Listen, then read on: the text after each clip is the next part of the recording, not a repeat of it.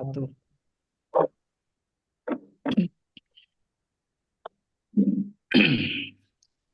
Bismillah, Alhamdulillah, Ashhadu an la ilaha illallah, wa ashhadu anna Muhammadan abduhu wa rasuluh la nabiyya ba'dah. Rabbi shrah li sadri wa yassir li amri wahlul 'uqdatam min lisani yafqahu qawli. Pertama dan utama yang saya hormati Ibu Dekan, kemudian teman-teman Kaprodi dan para dosen yang ada di lingkungan Fakultas Ekonomi dan Bisnis Islam. Pertama-tama kita panjatkan puji syukur Alhamdulillah kehadirat Allah Subhanahu wa Ta'ala, dengan rahmatnya, dengan ridhonya kita bisa melaksanakan kegiatan di pagi hari ini. Sholawat serta salam kita haturkan kepada junjungan kita Nabi besar Nabi Agung Muhammad Sallallahu Alaihi Wasallam. Semoga kelak kita mendapatkan syafaatnya di yaumil akhir nanti. Bapak Ibu yang saya hormati, ya Alhamdulillah hari ini sudah hadir eh, Bapak Kapus, ya Bapak Failasuf, ya yang akan memberikan apa ya materi terkait dengan RPS baru. Mungkin sebelumnya Pak Velasuf, bahwa di Febi ini dari sisi template, ya kemarin kalau lihat di BKD itu 95%, 96% sudah menggunakan template yang terbaru. Hanya saja kemarin apa namanya ada beberapa masukan-masukan terkait dengan apa sih yang sebenarnya harus diisi, atau setidak-tidaknya kita ini punya standar apa yang harus dimasukkan ke dalam template RPS tersebut. Sebelum kita apa namanya memasuki acara apa ya acara, ya sebelumnya saya mohonkan kepada Bu Dekan untuk memberikan arahan terkait dengan sosialisasi RPS ini. Kepada Ibu Dekan kami persilahkan. Terima kasih. Bismillahirrahmanirrahim. Assalamualaikum warahmatullahi wabarakatuh. Waalaikumsalam warahmatullahi wabarakatuh. Alhamdulillah wa syukurillah la haula wala quwata illa billah. Yang saya hormati eh, Pak Dr. Tamamudin selaku WD1, kemudian narasumber pada acara pada hari ini Dr. Failasuf Fadli. Kemudian tidak lupa yang saya hormati dan saya banggakan Bapak Ibu dosen pengampu mata kuliah di semester Gasal tahun 2024 ya. Ini ada baik dosen tetap maupun DTT. Saya rasa ini perlu diundang ya untuk bisa mengikuti acara hari ini ya. Terima kasih atas kehadirannya. Yang pertama-tama, marilah kita panjatkan rasa syukur kita kepada Allah Subhanahu wa Ta'ala yang sudah melimpahkan segala rahmat, hidayah, juga kesehatan kepada kita, sehingga kita pada hari ini bisa mengikuti kegiatan hari ini dalam keadaan sehat walafiat tanpa kurang suatu apapun. Yang kedua, salam dan sholawat kita aturkan kepada Nabi Muhammad. Semoga kita termasuk umat beliau yang mendapatkan syafaat di hari akhir nanti. Amin, amin ya Rabbal Alamin. Bapak Ibu sekalian, mohon maaf ya sebelumnya. Izinkan saya mengaturkan ucapan permohonan maaf karena mungkin kegiatan hari ini cukup mendadak ya, cukup mendadak baik untuk Mas narasumber ini alhamdulillah belum sibuk sekali karena belum ada perkuliahan ya, jadi masih bisa menyempatkan waktu dan juga Bapak Ibu yang bisa hadir pada Zoom kali ini. Kegiatan ini terutama karena kemarin di rapat evaluasi dan persiapan perkuliahan semester Gasal ada beberapa masukan ya, masukan yang itu adalah bentuk kepedulian dari Bapak Ibu dosen ya terhadap pengembangan mutu, penjaminan mutu di FEBI dan ini harus kita tindak lanjuti ya. Jadi suka tidak suka, mau tidak mau harus kita lakukan karena untuk pembenahan kaitan dengan dimensi-dimensi yang bersifat administrasi. Ya. Standarisasi RPS itu sudah ada legalitasnya ya. Kalau kita lihat berdasarkan SK dari Rektor ya nomor 1032 tahun 2023 dan ditandatangani pada tanggal 21 Agustus 2023. Jadi praktis usia dari SK ini atau terkait dengan RPS itu memang sudah disahkan setahun yang lalu, tetapi mungkin agak ada apa ya, ada beberapa kesulitan ya, ada bukan ya kesulitan atau kebingungan dari teman-teman ketika harus mengisikan hal-hal yang mungkin relatif baru. Ya. Oleh karena itu, dengan apa ya semangat untuk memperbaiki standarisasi ya. Jadi ada patokan standarisasi yang sama itu kegiatan hari ini menjadi penting untuk kita lakukan sebelum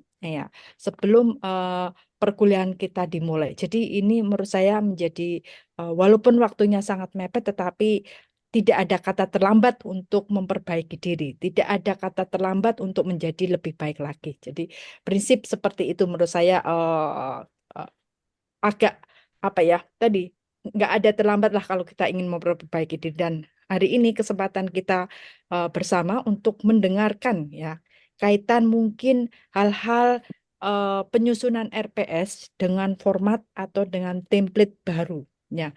Dan ini memang kemarin ketika pada waktu eh, apa ya pemeriksaan atau BKD itu memang sempat menjadi apa ya diskusi hangat di grup asesor bahwa ternyata ada beberapa yang berbeda. Nah, ada ya asesor yang strict banget bahwa ini harus sesuai dengan yang sudah ditetapkan oleh Rektor Win gitu ya. Ada juga yang oke ini di apa ya dimaklumi dulu. Yang penting nanti semester depan harus diperbaiki. Ya, tadi seperti yang dikatakan oleh Pak Tamamudin, kalau di Fakultas FEBI tidak begitu banyak apa ya, karena cenderung mengikuti. Yang yang sedikit berbeda jauh itu adalah di fasa yang itu menjadi persoalan besar ya. Tetapi apapun itu berangkat dari itu momen hari ini, materi hari ini menurut saya menjadi sangat penting untuk kita mendapatkan RPS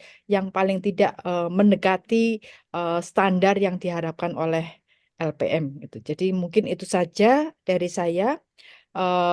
Sekali lagi saya mengucapkan terima kasih karena Bapak Ibu sudah berkenan hadir join di Zoom ini. Ya, ini mendadak ya, mendadak memang mendadak, tetapi tadi sekali lagi tidak ada kata terlambat untuk eh, membuat lebih baik lagi.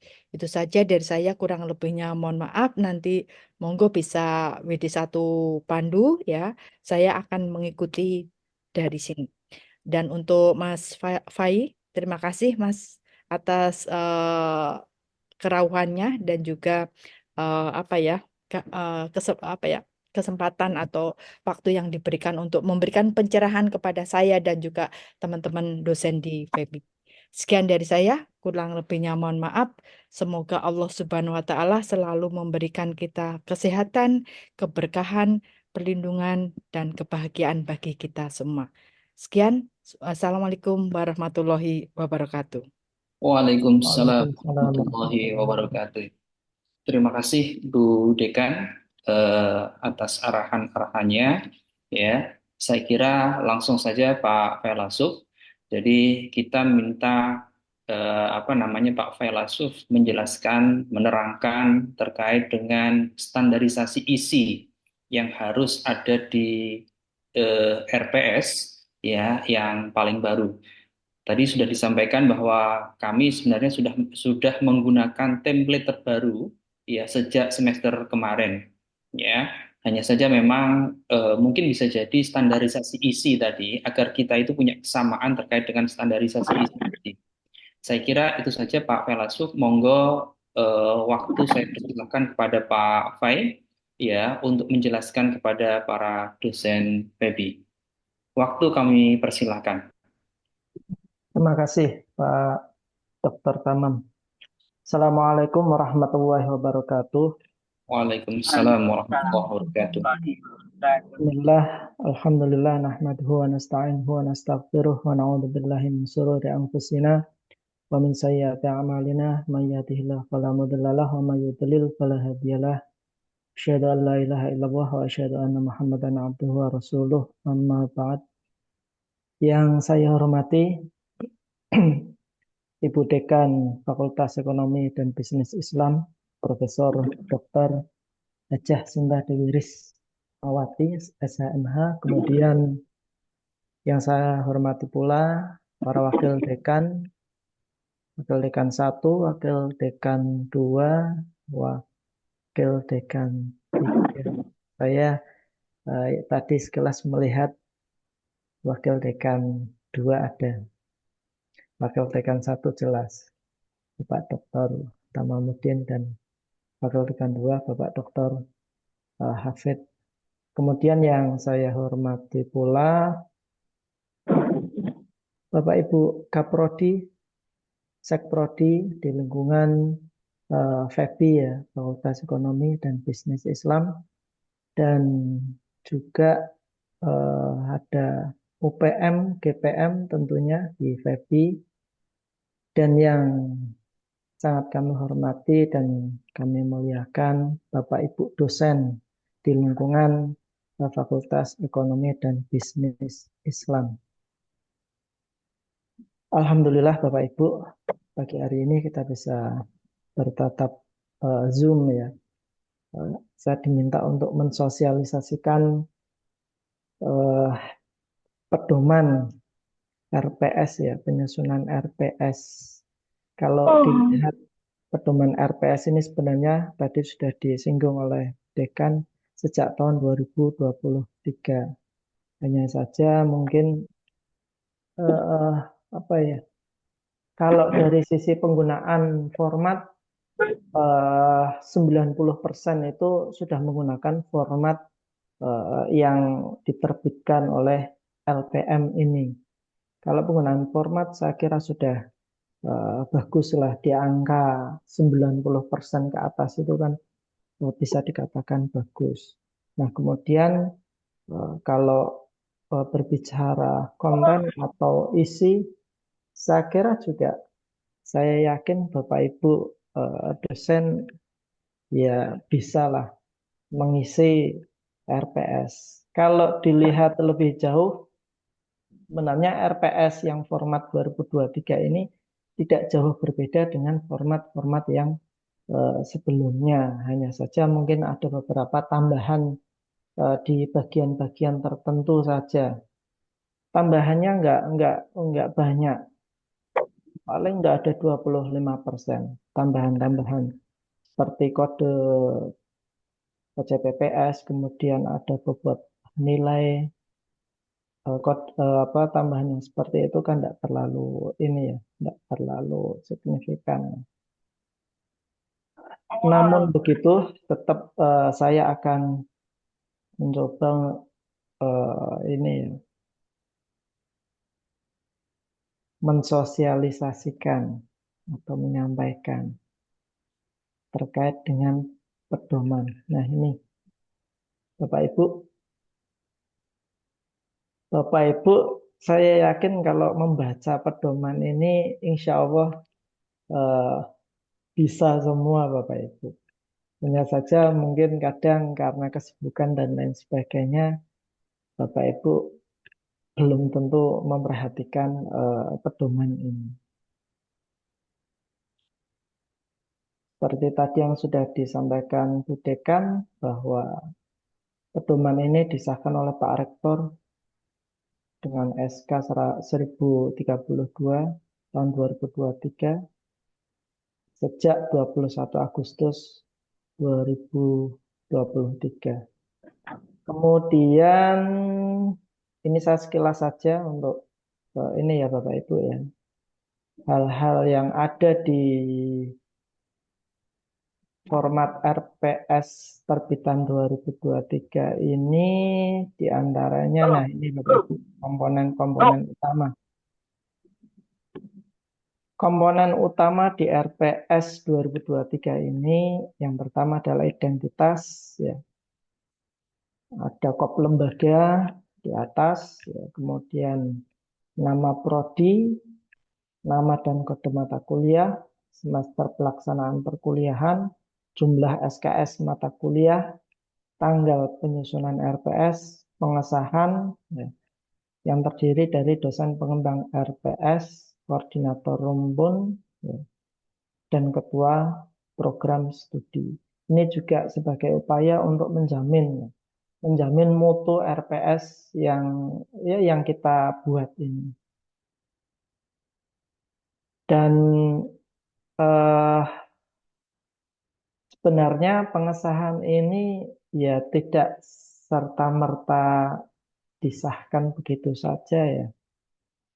Kaprodi itu setidaknya bisa mengidentifikasi ini CPPS, ya. CPPS yang ada di RPS tersebut sesuai dengan yang ada di kurikulum atau tidak, ya. Untuk memfilter, barangkali ada CPPS eh, yang tidak ada di semua RPS dosen prodi tersebut. Nah, itu wilayah untuk Kaprodi mengidentifikasi. Kemudian ada capaian pembelajaran ya tadi. Di RPS itu ada 2 capaian pembelajaran. Yang pertama, capaian pembelajaran program studi yang ini sudah ada di buku kurikulum prodi masing-masing. Saya ada nih kurikulum-kurikulum miliknya 3 prodi di FEBI. Beberapa saya cek di website ada yang ada dan ada yang tidak ya. Atau saya eh, belum nemu saja, sebenarnya ada barangkali ya. Tapi saya cek ada satu yang belum ada. Nah, buku kurikulum ini juga sangat penting bagi dosen untuk menyusun RPS salah satunya ya. Kepentingan buku kurikulum tersebut. Jadi saya menyarankan jika prodi webnya belum ada buku kurikulum, segera untuk di-upload di web prodinya masing-masing.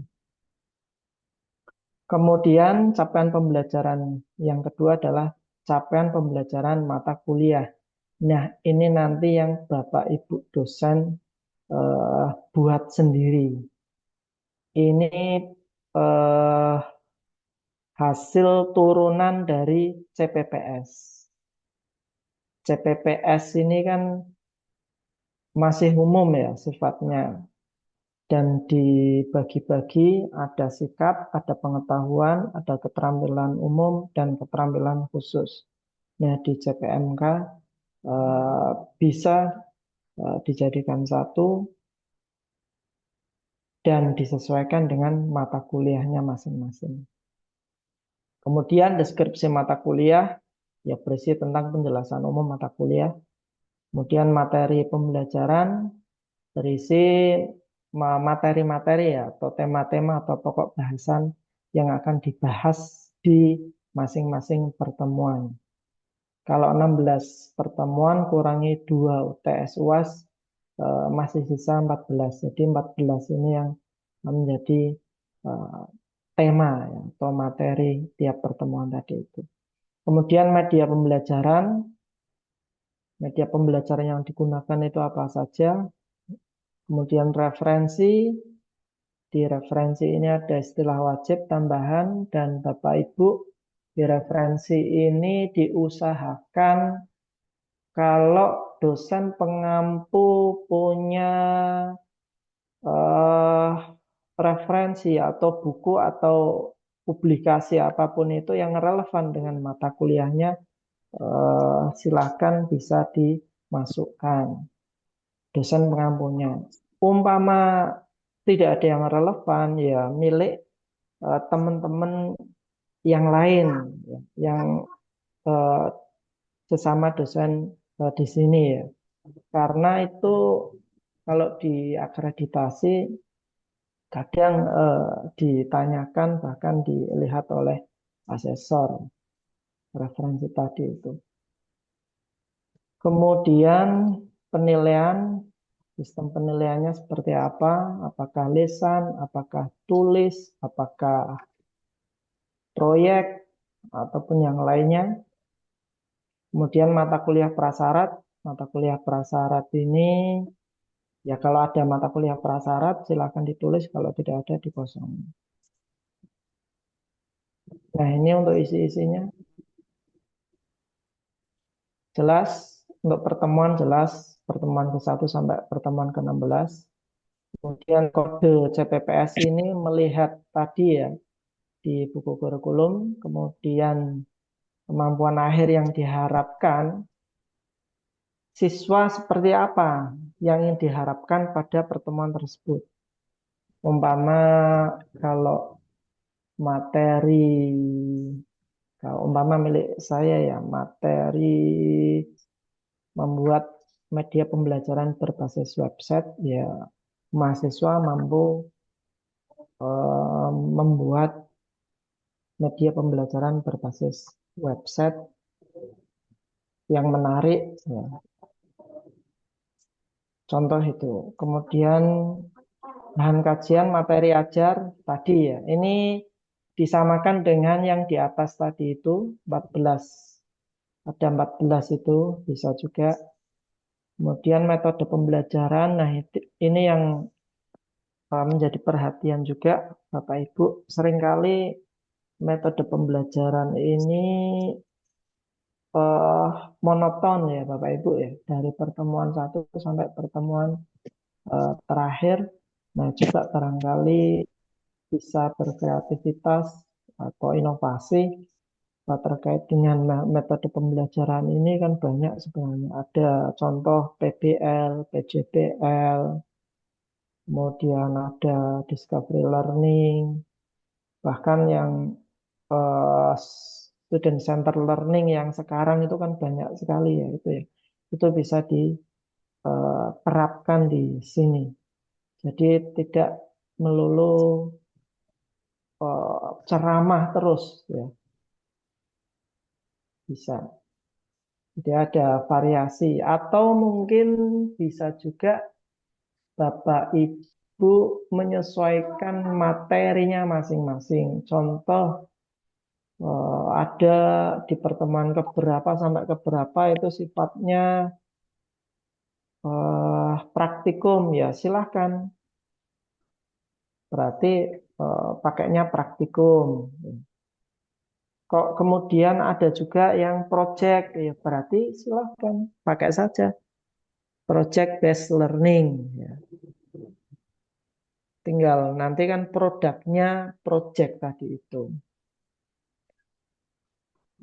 Kemudian pengalaman belajar. Nah ini pengalaman belajar banyak ya saya kira ya pengalaman belajar bisa diantaranya tadi di sela-sela atau di bagian dari serangkaian metode belajar itu ada diskusi atau ada menganalisis atau ada menjelaskan atau ada mengidentifikasi atau ada mengkolaborasi atau ada bekerja sama berkelompok ataupun yang lainnya. Ini masuk di pengalaman belajar. Kemudian penilaian tadi ada kriteria atau indikator. Kriteria indikator ini Bapak Ibu sekiranya di pertemuan tertentu ya, pertemuan tersebut indikator yang diinginkan atau kriteria yang diinginkan dalam penilaian itu apa? Umpama kalau apa contohnya? Tadi ya media pembelajaran berbasis website ya. Navigasi yang mudah, kemudian tampilan yang menarik, konten-kontennya variatif, itu menjadi kriteria indikator penilaian. Kemudian tekniknya seperti tadi, tulis, lisan, atau produk ya. Kalau project atau portofolio bisa juga. Bobot nilai. Nah, bobot nilai ini tiap pertemuan nanti disesuaikan Bapak Ibu. Yang jelas biasanya kalau UAS UTS itu kan 30-35 ya. Nah, Metu kok sih boten. yang lain Metu itu nang Sydney apa warane? menyesuaikan. Umpama 30-35 UTS UAS masih sisa 35. Nah, 35% ini dibagi di pertemuan-pertemuan yang lain. Apakah sama rata atau tidak?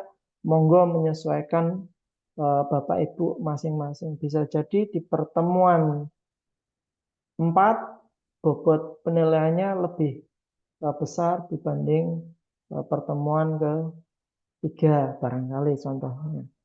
Karena materinya dirasa bobotnya memang lebih berat ya atau lebih tinggi.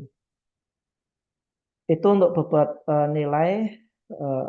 Beberapa dosen banyak yang bertanya terkait dengan bobot nilai ini ya. Tadi umpama mau disamaratakan ya monggo juga silahkan. Tapi lagi-lagi tadi bobot UTS dan UAS itu tadi ya sudah ditetapkan di buku pedoman akademik, disesuaikan itu. Yang lain dibagi. Waktu ini waktu pelaksanaan pembelajaran. Waktu pelaksanaan pembelajaran menyesuaikan SKS-nya masing-masing. Satu SKS 50 menit. Tinggal berapa SKS. Dijumlahkan saja yang ditulis totalnya saja. Itu Bapak Ibu saya coba ini ya. Ini penjelasannya tadi. Nah ini ya Bapak Ibu ya. Contohnya. Nah ini Bapak Ibu di sini mungkin ada yang bingung kode-kode ini ya. Sebenarnya kode-kode ini berasal dari kurikulum. Di buku kurikulum ada. Namun di buku kurikulum kadang tidak dituliskan kode-kodenya seperti ini. Nah, ini kan hasil dari pedoman ini ya, atau gabungan seluruh CP prodi-prodi di lingkungan Kementerian Agama. CP ini mengadopsi dari buatan Diktis, Bapak Ibu. Di situ lengkap semua prodi di lingkungan PT KIN ada.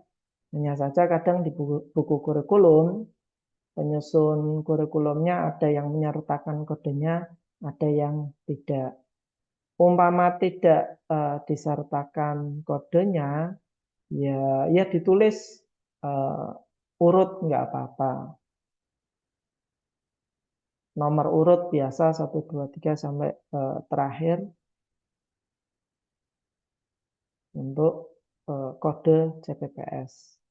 Kita coba mengidentifikasi buku kurikulum yang ada di prodi-prodi itu. Tadi ya. Ini Bapak Ibu, ini miliknya perbankan syariah.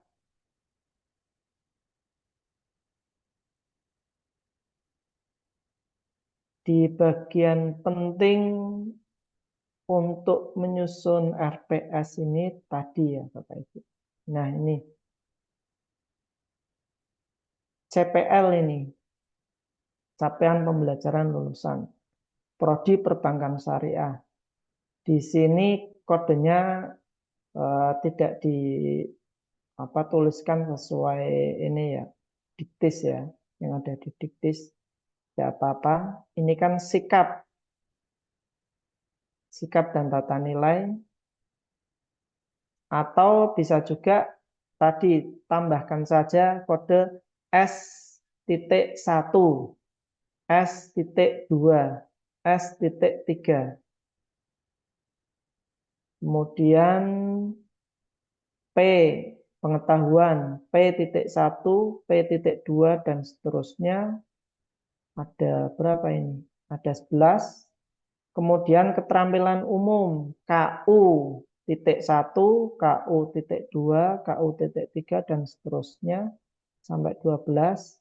Kemudian ada keterampilan khusus, KK.1, .2, dan seterusnya sampai 11. Nah, kebetulan di di buku kurikulum miliknya perbankan syariah ini belum dipetakan ke masing-masing mata kuliah. Kalau seperti ini, berarti dosen pengampu mata kuliah di program studi perbankan syariah itu harus mengidentifikasi sendiri.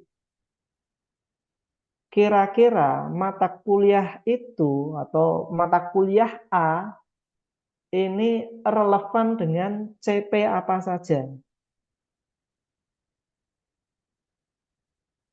Ini harus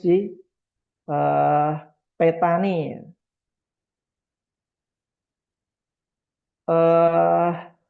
Bapak Ibu yang kalau saran saya nggak usah banyak-banyak Bapak Ibu. Yang benar-benar relevan saja yang dimasukkan di RPS. Karena kalau sudah menggunakan OBE nanti tagihannya banyak sekali. CP-nya banyak, maka berimplikasi pada tagihan yang banyak. Itu kalau OBE. Tapi karena kita masih mau menuju OBE ya, kita belum sampai ke tadi ya, tagihan-tagihan CP. Itu ya tadi ya Bapak Ibu ya, yang perlu diperhatikan. Ini untuk perbankan syariah. Jadi dosen yang mengampu perbankan syariah, mata kuliah PBS, mengidentifikasi CP yang relevan. Apakah harus ada semua? Belum tentu ada semua. Yang relevan saja. Kalau ini kan pemetaan untuk profil ini. Tapi untuk mata kuliah saya belum melihat atau belum menemukan.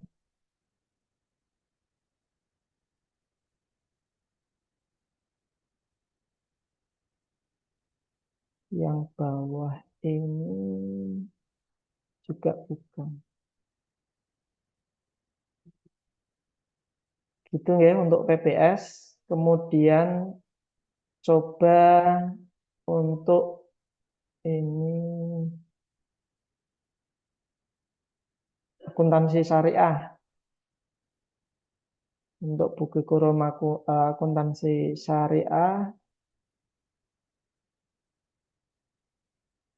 Ini profil lulusannya. Ini rumusan CP-nya tadi ya. Nah ini kodenya sudah langsung ditulis.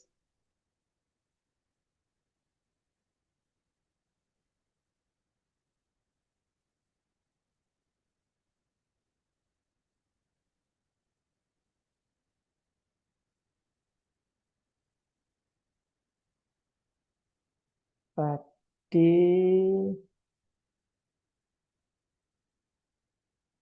saya melihat sudah dipetakan ini. Nah ini Bapak Ibu. Di akuntansi syariah ini sudah dipetakan ya, CP prodinya. Jadi Bapak Ibu dosen yang mengampu prodi akuntansi syariah, silahkan bisa langsung copy paste saja ini. Umpama mata kuliah pengauditan, ya sudah. CP prodinya yang ada di RPS dikopikan dari ini saja. Ini kan ada kodenya langsung ini. S14, P8. Ini lebih mudah kalau seperti ini ya. Jadi prodi akuntansi syariah ini setidaknya sudah bisa memastikan bahwa semua CP itu habis terdistribusi oleh semua mata kuliah yang ada di Prodi Aksa. Bagi yang belum, seperti tadi, perbankan syariah, eh, eh, was-was juga ya. Bisa jadi tadi karena belum diidentifikasi seperti ini, bisa jadi ada CP yang tidak diambil oleh mata kuliah. Bisa jadi loh ya. Nah ini tugas ini ya pengelola ya, prodi untuk memastikan bahwa CP itu terdistribusikan semua ke mata kuliah. Ini untuk akuntansi syariah, semua mata kuliah ya ini sudah ada semua berarti ini. Tinggal copy paste saja untuk CP prodinya. Bagus, sudah dipetakan. Kita coba ke buku kurikulum yang ekonomi syariah. Di ekonomi syariah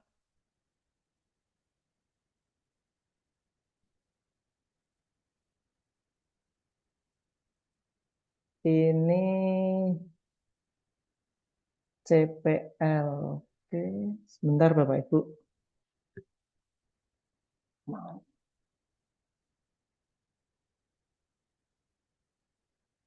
Charger dulu.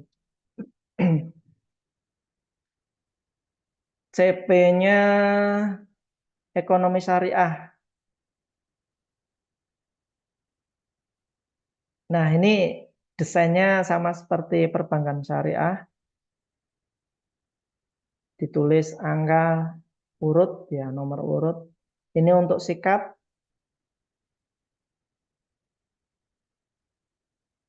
Sikap sampai 18, kemudian pengetahuan sampai berapa tadi?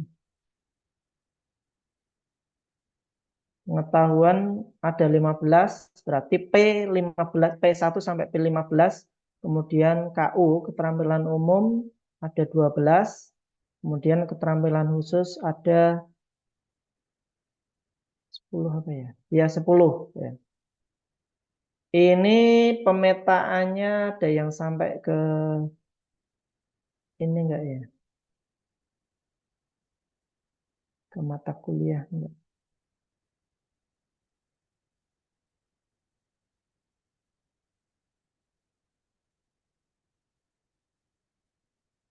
Enggak ada Bapak Ibu. Di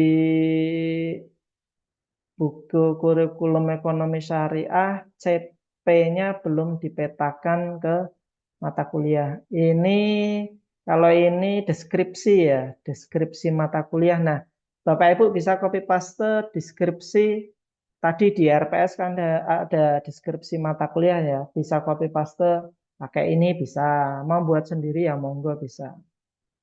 Tapi yang jelas tadi ini sama seperti perbankan syariah, CP-nya belum dipetakan di buku kurikulum, maka dosen yang mengidentifikasi sendiri CP-CP yang relevan dengan mata kuliah yang diampu, baik sikap, pengetahuan, keterampilan umum, maupun keterampilan khusus. Kemudian untuk yang lain nanti bisa menyesuaikan. Sementara itu mungkin Bapak Ibu, Pak Tamam, monggo saya kembalikan. Barangkali ada pertanyaan dan lainnya kita Oke, share terima kasih diskusi. Pak Felasuf. Monggo teman-teman dosen, apakah ada pertanyaan terkait dengan RPS? Ini ada pertanyaan di chat Pak Fai. Oh, Oh, ini monggo sudah.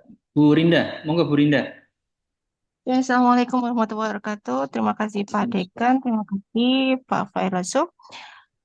berhubung tadi kita bicara tentang CP, karena masing-masing tadi di EKOS itu ada yang belum teridentifikasi, maka menjadi tadi Pak Velosi bilang, monggo nanti dosen apa namanya menarasikan atau mengidentifikasi sendiri tentang CP masing-masing mata kuliah. Nah, kalau CP mata kuliah diserahkan kepada dosen masing-masing, sedangkan satu mata kuliah bisa diampu oleh 2 sampai 3 dosen, maka CP-nya menjadi berbeda-beda gitu. Ini kadang kekurangan kita adalah ketika dosen tidak, sekali lagi tidak ada kekompakan dalam menyusun RPS dan capaian pembelajaran. Maksud saya, kadang ini yang menjadi berbeda-beda setiap dosen dalam menarasikan capaian pembelajarannya dan bagaimana mereka kemudian eh, melakukan prosesnya untuk mencapai targetnya itu. Terima kasih Pak Lasuf. Oke, makasih. Langsung Pak Tamam saya respon ya. Monggo, monggo silakan. Oke, terima kasih Bu Rinda ya. Memang benar Bu Rinda. Eh, ada istilah dosen rumpun itu memang perlu ya. Salah satunya ya untuk ini mendiskusikan penyusunan RPS. Dosen-dosen yang mengajarnya itu mata kuliah sama, itu ya sebisa mungkin RPS-nya ya persepsinya sama. Ya. Bahkan bisa jadi kalau ada mata kuliah yang sama di satu prodi, diampu oleh 2 atau 3 dosen, CP-nya kok berbeda, ini menjadi masalah. Ya. Makanya dosen pun itu salah satunya ketika menyusun RPS bersama-sama, kalau RPS-nya sudah jadi, nah nanti pakai RPS tersebut, dosen rumpun itu. Umpama tadi kaitannya CP, ya berarti bareng-bareng mengidentifikasi CP yang akan digunakan.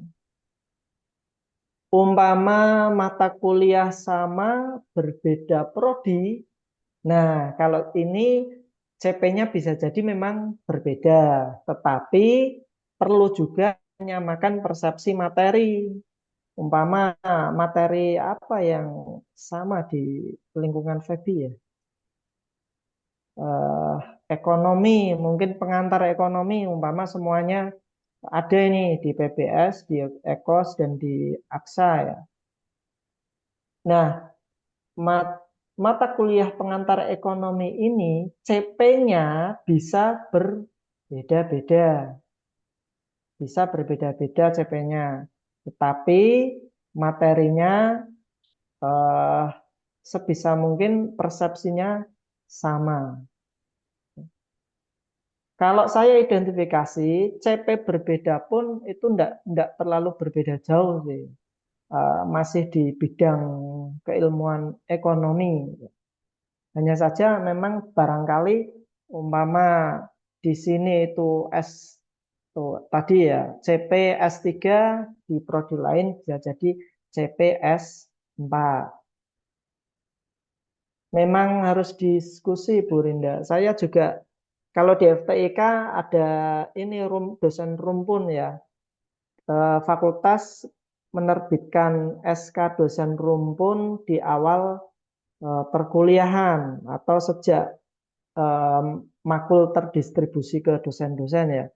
Nah, termasuk saya nanti habis Jumatan insya Allah mau Zoom meet sama dosen-dosen pengampu mata kuliah yang sama teknologi pendidikan.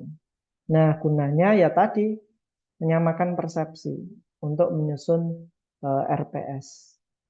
Minimal ya sudah berusaha seperti itu. Nah, tinggal nanti pelaksanaannya ya diharapkan ya bisa maksimal. Mungkin itu Bu Rinda ya. Jadi kadang yang susah adalah ketemunya. Ya Nah, harusnya kan jauh-jauh pakai hari, pakai jauh bulan Jimit kan, Bu Rinda. jauh-jauh Saya juga sebulan pakai karena Jimit Bu Rinda. ini kan. kita baru tahu dapat makulnya, kadang kan mepet juga gitu. Jadi kadang kalau mau ketemu juga eh, kapannya gitu. Ya, ya akhirnya wis tek-tek bae wis kayak akhirnya tek-tek. Akhir akhirnya ra kompak maksudnya. Ya Karena makasih. nanti bisa jadi kalau berbeda itu menjadi ini. Apalagi kalau satu prodi, satu mata kuliah, dosen berbeda. Mahasiswa itu kadang membanding-bandingkan, Bu Rinda. Dan Bapak Ibu yang lain Iya, ya. misalnya kayak nyong kadang kan ada tambahan. Gue kan kayaknya dosennya orang biasa pae gitu kan. Kan adine anu mahasiswa kok abot yo melu Mbak Rinda gitu. Melu Bu Rinda kayak abot, melu liane ora abot gitu kan. Adine beda-beda gitu loh. Nggih, nggih. Walaupun Saya, satu saya prodi. menyarankan rumpun dosennya di ini, diaktifkan. Ya minimal di awal perkuliahan. Oke, makasih Mas Nggih, Perasu. nggih. Nggih, sami-sami Bu Rinda. Monggo. Monggo yang lainnya, Pak Masrur. Ini. Pak Pak Masrur ada pertanyaan. Masur Saya kira ada lebih baik disusun pertanyaan. oleh kurikulum oleh apa namanya oleh pengelola. Ya kalau menurut saya nggak bisa ya karena pengelola keilmuannya akan terbatas. Saya respon ya untuk Pak Oke, monggo monggo. Masrur terkait dengan CPL ini ya pemetaannya. Memang kalau diserahkan pengelola sepenuhnya, wes gampangnya pasrah bongkoan, keilmuannya tidak ini ya, belum tentu menguasai semuanya. Jadi agak repot. Nah, mungkin bisa difasilitasi ya mengadakan pertemuan, kemudian ini bisa untuk merumuskan pemetaan CPL tadi itu. Kalau dirasa awal semester ini tidak memungkinkan, barangkali banyak kegiatan, kemudian minggu depan sudah mulai perkuliahan, ya sementara ini dosen memetakan tadi ya, memetakan yang relevan, kemudian itu menjadi catatan penting bagi pengelola prodi mengidentifikasi CPL-CPL yang sudah dipilih oleh dosen, kemudian itu nanti suatu saat dirumuskan bareng-bareng. Mungkin itu saran saya. Kalau menyusun RPS ini nunggu dipetakan oleh prodi, agak sepertinya kok ini ya, saya pesimis dengan waktu yang dekat ini. Umpama mau bareng-bareng, besok mau merumuskan bareng-bareng, semua dosen mengidentifikasi bareng-bareng, ya enggak masalah juga, lebih bagus. Tapi kalau nggak memungkinkan tadi eh, top top down apa down top ya, dari dosen mengidentifikasi, kemudian masuk ke pengelola, pengelola diidentifikasi, ya, dicek kerelevansiannya, kemudian nanti suatu saat dirumuskan atau dievaluasi bareng-bareng. Makatan Pak Masrur. Ini ada Kemudian, pertanyaan lagi Pak Failasub ya Pak Elasuf dari ya. Mas Samsul Arifin. J, monggo. Itu dia menyampaikan bahwa makul baru di prodi baru dan belum ada referensi sama sekali. Gimana bikin RPS-nya nggih, Pak Kapus Makul baru di prodi yang baru. di prodi yang baru. Nah, ini kalau saya, pertama yang harus saya lakukan adalah mencari referensi atau materi, ya.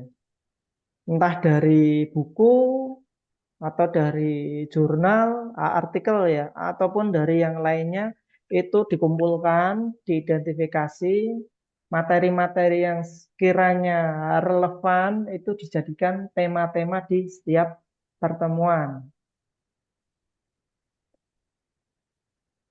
Itu kemudian nanti ya eh, CPPS dan CPMK-nya menyesuaikan seperti yang tadi saya sampaikan. Itu kalau saya umpama mendapatkan mata kuliah baru dan sebelumnya belum ada. Ya pertama mengidentifikasi bahan-bahan kajian atau bahan materinya baik dari buku maupun artikel dan yang lainnya perkembangan sesuai dengan perkembangan saat ini. Dan disusun intinya pertama tadi menentukan tema. Kalau yang lainnya kan nanti menyesuaikan seperti pengalaman belajar, penilaian, kemudian eh, kemampuan yang ingin diharapkan itu kan menyesuaikan tema. Mungkin itu. Kemudian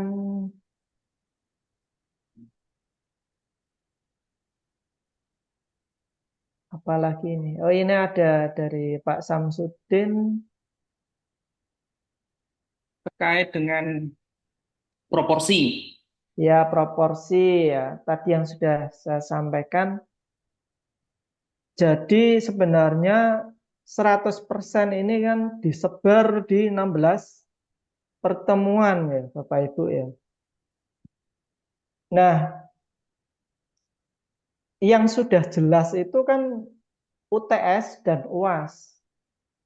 30 dan 35 bobotnya. Nah, selebihnya itu dibagi saja di pertemuan-pertemuan yang lain. Nah, menentukan berapa besar bobotnya ini tentu menyesuaikan bobot materi di masing-masing pertemuan. Umpama Bapak Ibu dianggap wah ini rata sama, ya wes.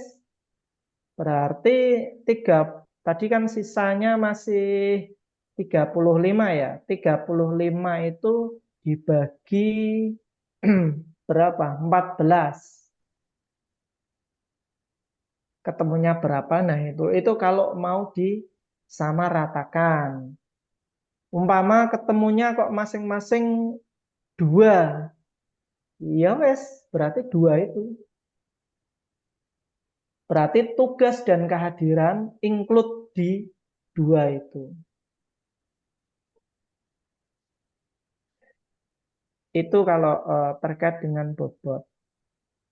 Karena memang di tiap pertemuan meminta bobot ya. Jadi ya eh, mekanismenya ya seperti itu.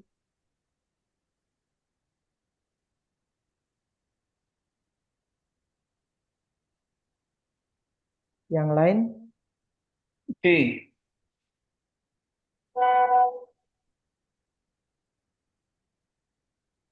Monggo Bapak Ibu, kalau ada pertanyaan.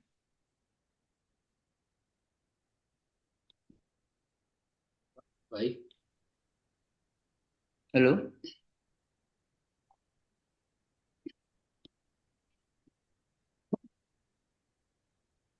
Pak, Monggo, sinten iki? Pak Failasuf, Ya, Kok izin Pak Agus Pak. Arman nggih. Monggo Pak Agus. Oke, oke.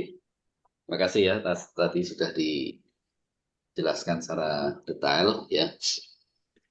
Yang perlu saya konfirmasi ya untuk tadi yang disampaikan tadi kaitannya dengan pembobotan ya, pembobotan itu kaitannya dengan UTS dan UAS itu sudah harus pasti ya, tidak boleh dirubah ya Pak Fai. Karena iya. mungkin dalam mata kuliah tertentu pembobotan itu kan tidak harus istilahnya serta-merta harus sama. Apakah harus wajib itu? Jadi ada proporsi di perkuliahan itu kan hanya mendapatkan 35 ya di selama 14 kali pertemuan.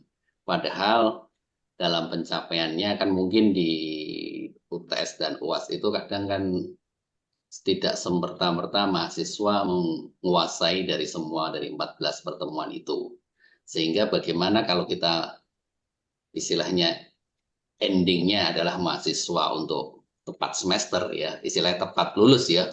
Itu karena kalau pembobotan yang sangat minimalis yang di porsi di perkuliahan dengan hanya 35 ya.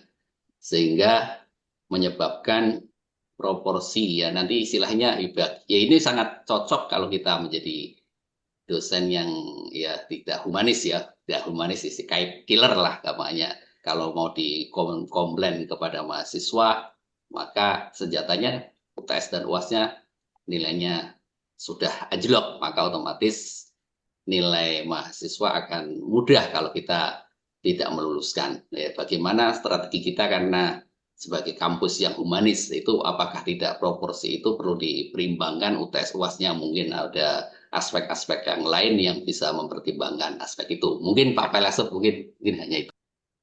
Oke, Terima kasih Pak Agus. Monggo Pak Fai. oke, terima kasih Pak Agus Arwani ya terkait dengan tadi pembobotan.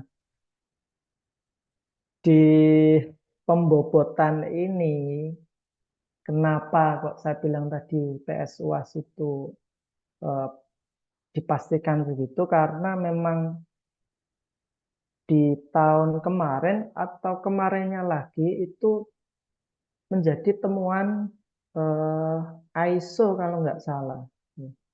Kok kenapa persentase penilaian itu berbeda-beda? Padahal di buku pedoman akademik sudah ada jelas persentasenya. Nah, berangkat dari situ, maka kemudian tadi ya, tindak lanjutnya menegaskan kembali bahwa UAS UTS itu 30-35%.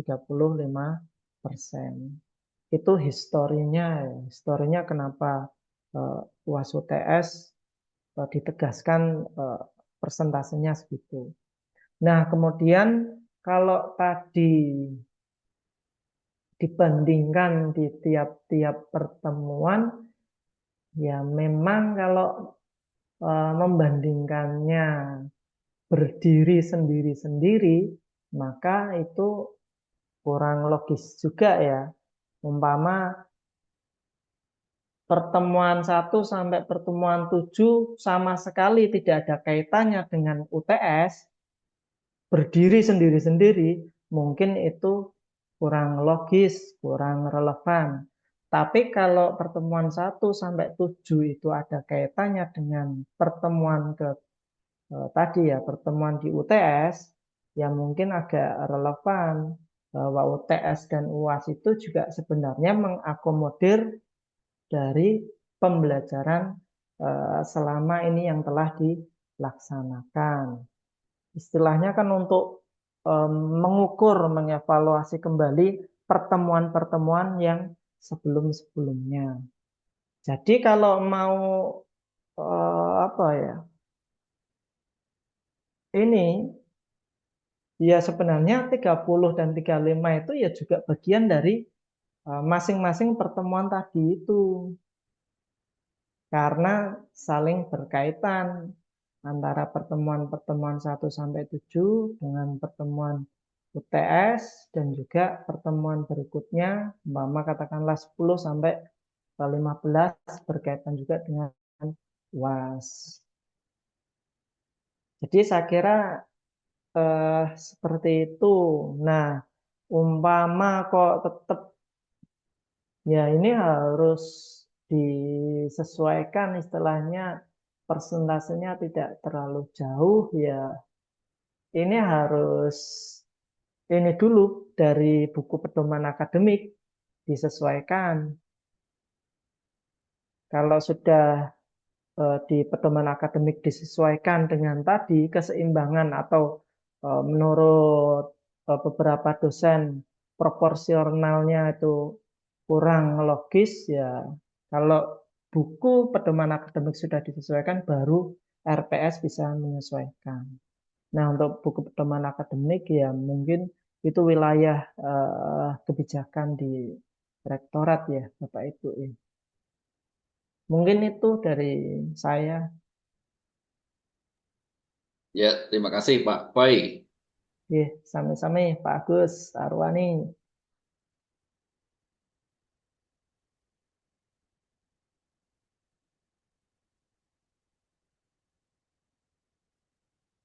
Ini ada pertanyaan di chat ya dari Pak Imahda. Izin bertanya Pak, yang membedakan RPS MBKM dan RPS kurikulum sebelumnya apa, J? Eh, saya kira tidak ada perbedaan yang mencolok, ya. MBKM itu kan program, program. Jadi ini kalau melihat RPS RPS yang ini yang sudah melakukan pertukaran mahasiswa di Merpati, ya RPS-nya sama. Pertukaran mata kuliah mahasiswa tadi itu ya RPS-nya sama. Umpama Pak Imahda saat ini mengajar mata kuliah pengantar ekonomi di sini ya, di regular prodi PBS atau EKOS ya. Pak Imahda saat ini juga akan membuka eh, mata kuliah pertukaran di Merpati, mata kuliahnya sama pengantar ekonomi ya, RPS-nya itu juga. Itu kalau MBKM, untuk MBKM dan untuk reguler. Nah, kalau dibandingkan format RPS saat ini, ya, terbitan 2023 dengan terbitan sebelumnya, itu yang membedakan tidak jauh berbeda. Hanya di kolom kode CPPS yang sebelumnya tidak ada, sekarang ada di masing-masing pertemuan itu, dan di sistem penilaian. Ya. Di sistem penilaian untuk saat ini terbagi menjadi 3 ya, kriteria, kemudian teknik, kemudian bobot. Sebelumnya tidak terbagi menjadi 3 tersebut. Cuma itu yang membedakan antara yang sebelumnya dengan yang saat ini atau format 2023.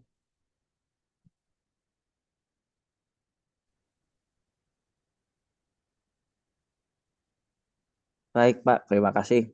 Nggih, sami-sami. Ini Pak, ada satu lagi nih Pak. Kan di Nggih, prodi ekonomi syariah itu kan sudah sering ada workshop kurikulum, Jih. Nah, itu nggih, sebenarnya kan kami juga sudah membuatkan RPS sampai dengan apa namanya eh, dosen rumpun pun sudah ada, Jih. Nah, itu apakah selama workshop itu dibukukan atau tidak kan? Karena kan kalau kami sebagai dosen baru kan kalau ada buku panduan RPS yang sudah dibukukan kan sebagai dosen baru hanya tinggal meneruskan ngoten Pak. Mungkin eh, bisa ditanggapi oleh Bapak-bapak Kajur, Kaprodi. Siapa tahu kan sudah ada pembukuan RPS-nya Pak. Terima kasih. nggih. Monggo Pak Bapak Ibu pengelola ini. Pertanyaannya ke Bapak Ibu pengelola.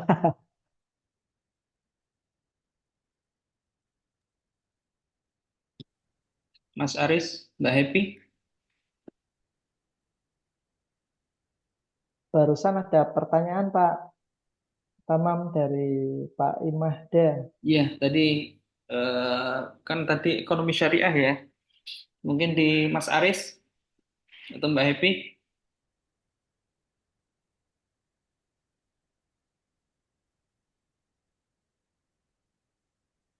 Halo, Mas Aris, Mbak Happy.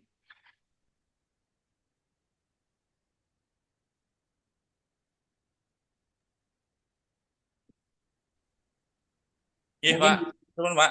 monggo, monggo, monggo, Mas Aris. Iya. Oke.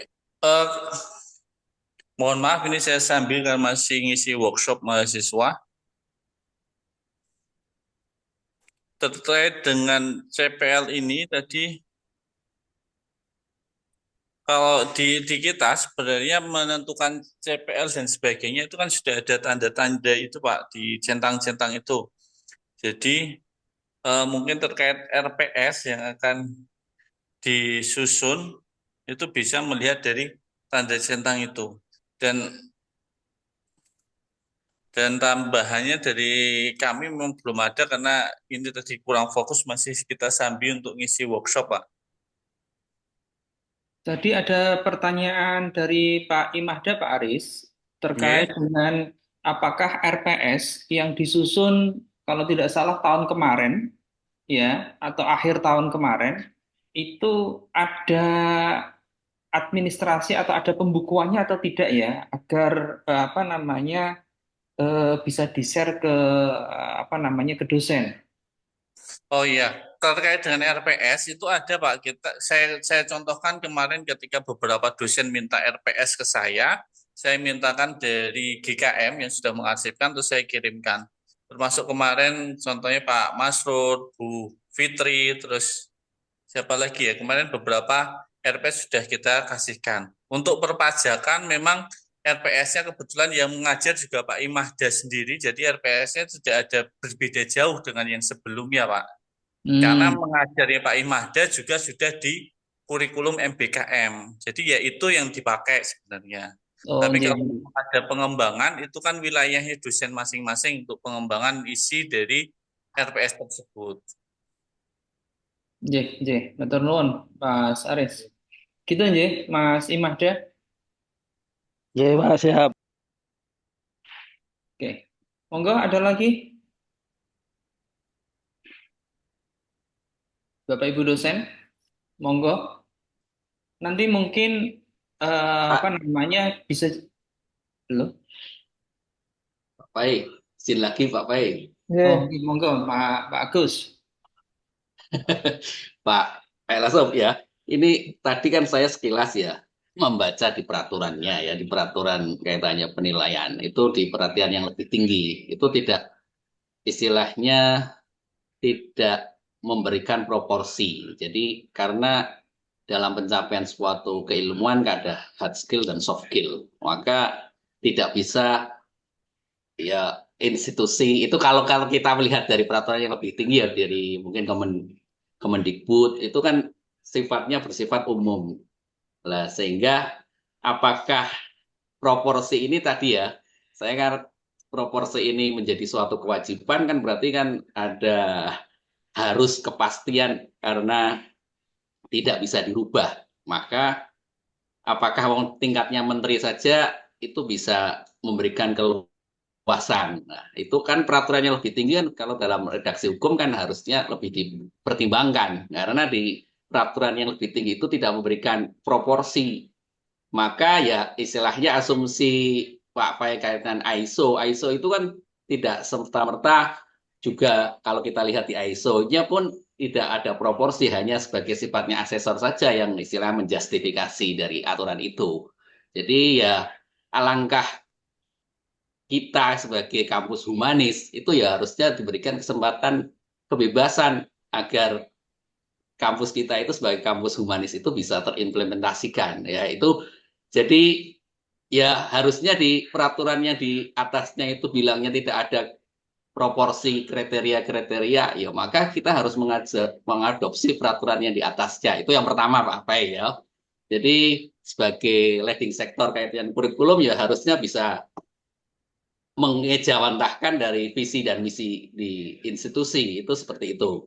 Yang kedua, di dalam kurikulum di ya khususnya di beberapa ya, yang saya lihat aja ya, nek diproduksi di kurikulum AKSA mungkin saya sangat apresiasi karena sudah lengkap ya. Tetapi di kurikulum yang di EKOS, di PS itu tidak sampai ke bahan kajian sehingga karena ya mungkin ya keterbatasan atau mungkin ya nggak tahu ya mungkin harusnya nanti ke depan untuk yang ke depan untuk persiapan tahun 2005 kalau membuat sebuah kurikulum itu ya yang ideal sehingga memudahkan para dosen sehingga dalam implementasi perubahan kurikulum nanti apalagi nanti Pak Faya akan mengembangkan ke OBE jadi harus dipersiapkan istilahnya perencanaannya lebih ya istilahnya lebih dimatangkan sehingga nanti dosen-dosen itu tidak banyak komplain karena sudah kelengkapan di kurikulumnya sudah bagus sehingga nanti implementasi apapun sudah lengkap sehingga tidak ada problem-problem di masa yang akan datang. Mungkin hanya sekedar saran saja Pak Fai untuk leading sektor kaitannya dengan kurikulum. Mungkin itu saja. Terima kasih. Oke, makasih Pak Agus Sarwani. Saya respon langsung Pak Tamam nggih. Jadi monggo. Nggih. Tadi ya persoalan terkait dengan penilaian memang iya regulasi atasnya dan norma eh, norma atau teori-teori tentang penilaian ya memang seperti itu ya. Hanya saja tadi kalau ingin merubah maka pertama yang harus dirubah adalah buku pedoman akademik. Nah, itu eh, sudah wilayah kebijakan rektorat. Kalau ISO itu sebenarnya ISO itu hanya ini ada regulasi apa sudah dilaksanakan belum. Kurang lebih gampangnya sesederhananya seperti itu. Regulasi A berarti dilaksanakan A. Regulasi B berarti pelaksanaannya juga B. Kalau tidak dilaksanakan, maka itu menjadi temuan sistem manajemen atau pengelolaan tadi itu. Nah, kalau regulasinya seperti apa, umpama terkait dengan penilaian, ya menyesuaikan saja. Umpama tadi Pak Agus Sarwani mengusulkan seperti itu, ya berarti langkah yang harus eh, dilakukan yang pertama adalah tadi ya, ini nanti di pimpinan rektorat eh, apa melakukan perubahan presentasi penilaian itu tidak. Ya, ini menjadi ini juga masukan nanti ke depan ya termasuk Pak WD1 kan terlibat ini ya penyusunan buku pedoman akademik ya. Ya, Nanti kan kemarin itu kalau kaitannya dengan itu apa kaitannya dengan proporsi nilai itu kan kemarin memang karena kesepakatan hasil ISO kemudian kesepakatannya sudah disepakati bersama diberikan ketentuan kalau tidak salah seperti itu Pak iya, iya ya kan benar. Iya, jadi lah kemudian kalau ada apa ya ada aturan-aturan yang di atasnya itu kemarin memang tidak ada yang melihat itu tidak ada yang melihat ke situ. Ya, tapi ini jadi masukan iya, namanya Pak Fai dan iya. kita semua yang nantinya bisa jadi apa namanya kita florkan ke Pak WR1 ya atau forum-forum apa namanya WD1 dan Pak WR1. Itu saja Pak Fai. Nggih, nggih, nggih. Gitu Pak Agus nggih, nanti itu menjadi masukan ya. Eh, Semoga buku pedoman akademik yang berikutnya bisa mengakomodir masukan dari Pak Agus Arwani. Kalau ISO tidak menentukan, ISO itu persentase nilai sekian harus sekian sekian enggak. ISO melihatnya Mm-mm. ada aturan apa sudah Iya, dilaksanakan belum. betul Kalau betul. tidak dilaksanakan berarti itu sistem manajemennya tidak jalan. Mm-mm. Gitu aja. Mm-mm. Aturan apapun itu. Ya, betul betul. Itu untuk sistem penilaian, kemudian untuk kurikulum ya memang ini ya Pak Bapak Ibu ya kurikulum ini sebenarnya kan menjadi acuan penting tidak hanya untuk mahasiswa, untuk dosen juga penting. Kadang kan kita perhatiannya kurang ya. Jadi ya ya wes kurikulum itu seperti apa ya wes dibiarkan begitu saja. Ini bagi dosen ya, bagi dosen. Kalau bagi pengelola ya tentu menjadi perhatian serius ya. Karena kurikulum ini menjadi ruh prodi. Apalagi kalau masa-masa reakreditasi menjadi sangat penting sekali. Nah, terkait dengan tadi OBE memang ini secara regulasi di kampus kita memang belum ada pedoman khusus ya eh, yang terkait dengan OBE. Nah, kalau merujuk di Dikti Kemdikbud, pedoman KPT yang terbaru kemarin itu belum diturunkan. Saya pun juga menunggu arahan dari pimpinan ya, terutama Bapak WR1. Umpama sudah ada arahan, kemudian diturunkan menjadi pedoman kurikulum baru di tingkat kampus kita ya nanti akan dilaksanakan. Hanya saja biasanya ini ya, kalau ada pedoman dari dikti, maka nggak lama kemudian akan ada entah KMA atau eh, per peraturan diktis ya, itu akan muncul juga ya yang menurunkan dari dikti tersebut. Nah, ini sampai dengan sekarang yang KPT ini juga saya belum ini menjumpai atau melihat turunan KPT 2024 miliknya Kemdikbud ini yang diturunkan di Kemenak ya atau Diktis. Kalau melihat kebiasaan, dikti terbit, nanti diturunkan ke diktis, diktis menerbitkan juga, nanti nggak lama kemudian PT KIN juga akan mengikuti menurunkan menjadi pedoman kurikulum di tingkat PT KIN. Mungkin alurnya seperti itu. Tapi yang jelas OBE ini ke depan akan digunakan, apalagi kalau yang ini ya arahnya ke go internasional. Kalau go internasional itu rata-rata sudah OBE kurikulum yang dipakai, dan tadi RPS-nya formatnya juga kemungkinan besar akan berubah kembali. Dan sistemnya juga berubah kembali karena sangat detail sekali. Setiap CP yang ada di Prodi, kemudian CPMK yang ada di mata kuliah di RPS itu benar-benar dikawal ini pengukurannya. Apakah sudah tercapai, seberapa besar tercapainya, itu sangat detail sekali untuk OBE. Mungkin itu dari saya. Oke, terima kasih Pak Failasuf.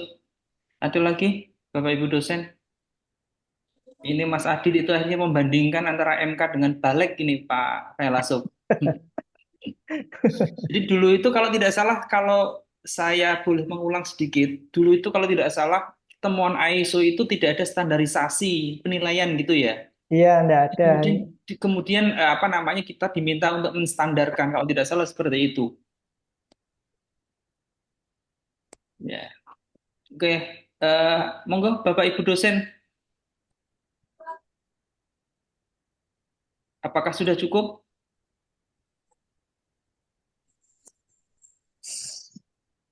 Monggo, Mas Aris mau menyampaikan? Cukup, Pak. Cukup. Mungkin bisa disambung dengan forum-forum kecil nanti ke depannya. Oke, nggih, nggih. Nggih. Matur nuwun Mas Failasuf. Budekan mau memberikan apa namanya arahan apa namanya penutup. Oke, oke. Terima kasih atas paparannya Mas Fai, sehingga kita bisa apa tadi keraguan, kebingungan itu paling tidak sudah ada gambaran solusinya. Mungkin satu saja untuk Pak Tamam saya nitip tolong nanti buat list ya, buat list terkait dengan dosen-dosen yang semester ini mengampu mata kuliah yang sama.